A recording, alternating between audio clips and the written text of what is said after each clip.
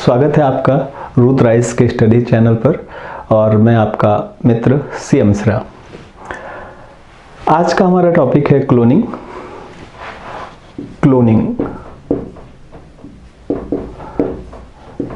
तो सबसे अहम बात यह है कि क्लोनिंग क्या है। तो क्लोनिंग जीव विज्ञान की या बायोटेक्नोलॉजी की, जैव तकनीकी, जैव प्रौद्योगिकी की वह विधा है या ऐसी टेक्नोलॉजी है जिसके जरिए हम किसी भी जीव का 100% यानी 100% कॉपी तैयार करते हैं। अब इसमें सबसे अहम बात यह होती है कि जो कोई भी जीव है उसका जन्म कैसे होता है।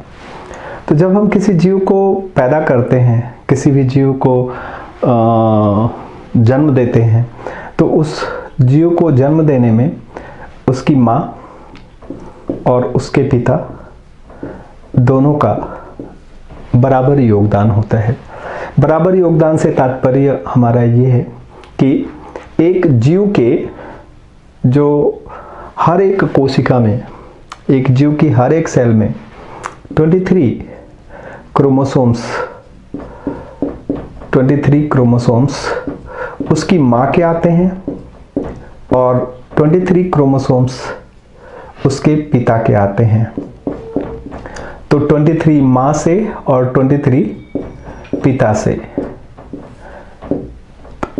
ओके, तो माँ का क्रोमोसोम और पिता का क्रोमोसोम, इसलिए जो जीव जन्म लेता है उस जीव में माँ और पिता दोनों के लक्षण पाए जाते हैं, दोनों के ही गुण पाए जाते हैं।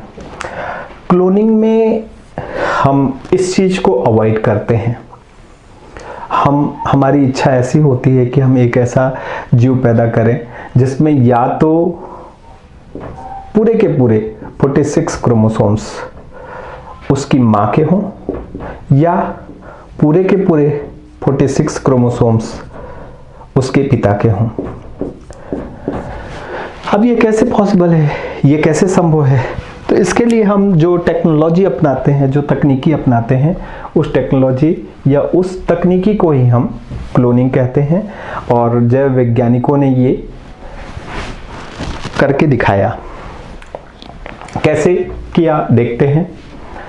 तो इस क्लोनिंग की टेक्नोलॉजी में क्या होता है कि जैसा कि आप जानते हैं कि हमारे शरीर में दो तरह की कोशिकाएं या दो तरह के सेल्स होते हैं। एक सेल होती है जिन्हें हम सोमैटिक सेल कहते हैं। सोमैटिक सेल मतलब हमारे शरीर की कोशिकाएं, या जिन्हें हम कायिक कोशिका कहते हैं।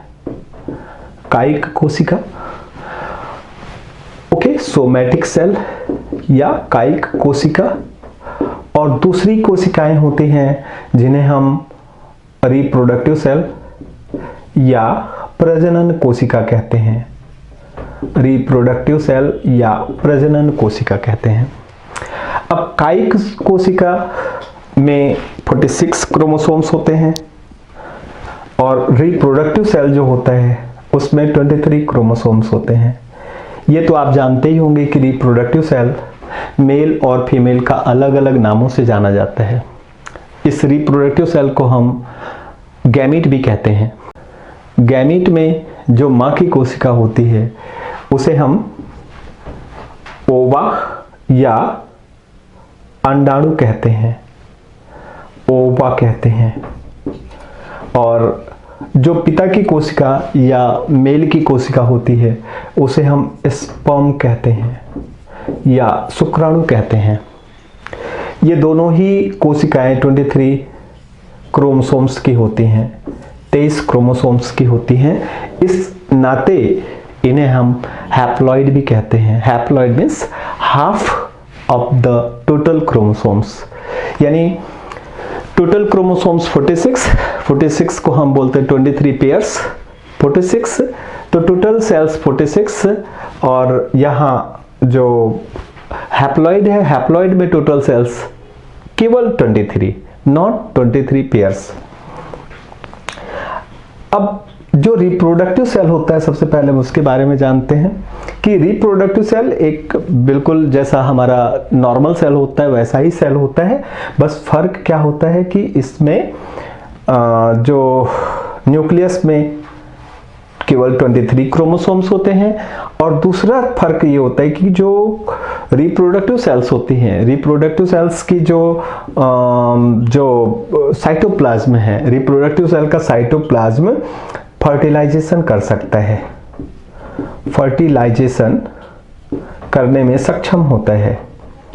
तो रिप्रोडक्टिव सेल्स में फर्टिलाइजेशन पॉसिबल है, जबकि सोमैटिक सेल में फर्टिलाइजेशन पॉसिबल नहीं है। यहाँ फर्टिलाइजेशन पॉसिबल नहीं है। ओके, यहाँ फर्टिलाइजेशन संभव नहीं है। बट इसकी खासियत क्या है कि इसमें हमें 46 क्रोमोसोम्स, इसके न्यूक्लियस में हमें 46 क्रोमोसोम्स मिलते हैं, यहाँ पर हमें 46 क्रोमोसोम्स मिलते हैं, लेकिन इसमें फर्टिलाइजेशन पॉसिबल नहीं है। और इसके न्यूक्लियस में हमें 23 क्रोमोसोम्स मिलते हैं और यहाँ फर्टिलाइजेशन पॉसिबल है। अब इन्हीं दोनों को मिला करके हम क्लोनिंग टेक्नोलॉजी डेवलप करते हैं। तो कैसे करते हैं कि यहाँ से जो हो सकता है, यानी यहाँ से इस सेल से हमें जो चाहिए हम वो ले लेते हैं, और इस सेल से जो हमें नहीं चाहिए वो हम बाहर कर देते हैं। तो क्या यहां से हम क्या कर सकते हैं, यहां से हम ये न्यूक्लियस निकाल लेते हैं, क्योंकि केवल 23 क्रोमोसोम से कोई भी बच्चा पैदा नहीं किया जा सकता, या नई संतति को जन्म नहीं दिया जा सकता है, नए चाइल्ड को पैदा नहीं किया जा सकता केवल 23 क्रोमोसोम से। तो यहाँ मजबूरी ये है कि यहाँ 23 क्रोमोसोम्स ही हमें मिल रहे हैं, तो इसको हम बाहर कर देते हैं। यानी इसका क्या बाहर कर देते हैं, न्यूक्लियस या इसका केंद्रक हम बाहर कर देते हैं, केंद्रक को हमने निकाल दिया। अब अगर हमने केंद्रक को निकाल दिया तो हमारे पास जो सेल आ गया, सेल कुछ ऐसा हो गया, न्यूक्लियस लेस सेल हो गया।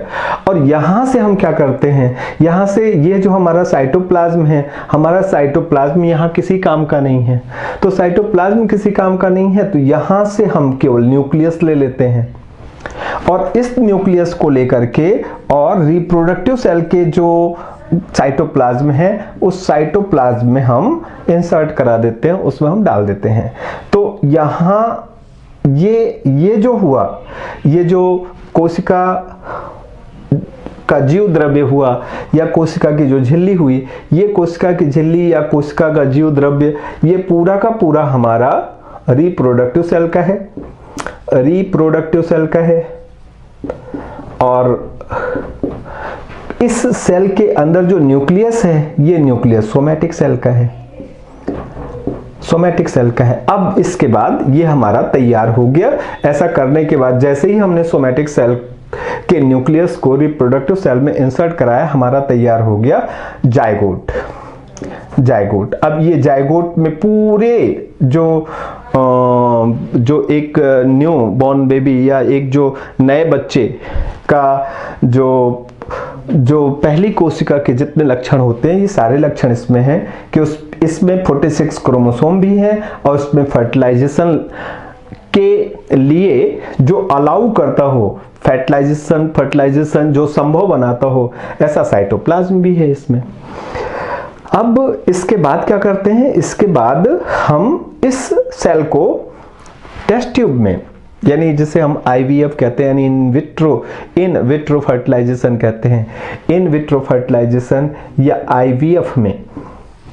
IVF तकनीकी के द्वारा इसको हम फर्टिलाइज करते हैं एक्सटर्नल एनवायरनमेंट में। और जैसे ही इसमें फर्टिलाइजेशन स्टार्ट होता है, तो फर्टिलाइजेशन स्टार्ट हो जाने के बाद फिर हम इसको तुरंत ट्रांसप्लांट कर देते हैं किसी माँ के यूट्रस में। तो यहाँ पर हमने इसको किसी भी माँ के यूट्रस में ट्रांसप्लांट कर दिया, और यहाँ बेबी डेवलप होता है। जिस माँ के यूट्रस में इस जाइगोट को हम ट्रांसप्लांट करते हैं, उस माँ को हम सैरोगेट मदर कहते हैं।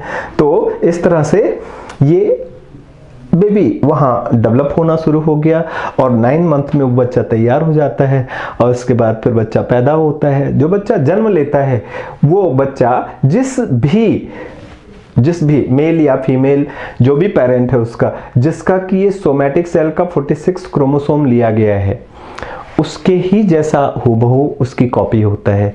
यही है क्लोनिंग। और इस क्लोनिंग का एक नाम हम और लेते हैं। यहाँ देखें नाम को कैसे हम पैदा करेंगे। नाम इस तरह से हम जनरेट करेंगे कि सोमैटिक सेल का न्यूक्लियस ट्रांसफर हो रहा है, तो सोमैटिक सेल का